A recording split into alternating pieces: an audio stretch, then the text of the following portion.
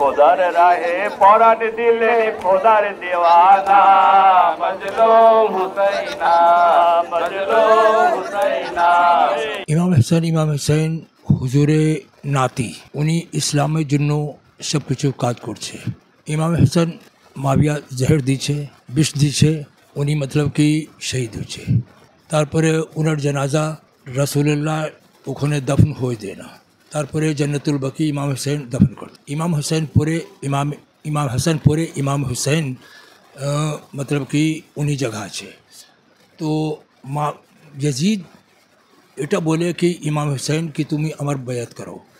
সারা আরব ওনার হাতে উপর বয়াত করছে, কিন্তু এক ইমাম হুসাইন বয়াত না করে তো কি হবে। উনি বুঝে কি এই যে জায়গা যা আছে, যে জায়গা আমি আছে, এটা ইমাম হুসাইন ওয়ারিস আছে। সাল্লামের যে নাতি ইমাম হুসাইন আর ওনার মওলা আলীর ছেলে, উনি এটা মানুষ জানতে হবে যে ইমাম হুসাইন কে, ইসলাম আসলে কীভাবে, ইসলামকে জীবিত করার জন্য এই জন্য উনি পরিবার সহ নিয়ে জীবন দিয়েছিলেন আজকের দিনে। ওনারা ইমাম হোসেনকে মহব্বত করে, সবাই ইমাম হোসেনকে ইয়া করে, যার ফলে ওরাও এখানে অ্যাটেন্ড করতে পারে। ইসলাম ইনসানের যে যার মধ্যে ইনসানিয়ত আছে, সবাই ইমাম হোসেনকে মহব্বত করে এবং চায়, এটা সত্য।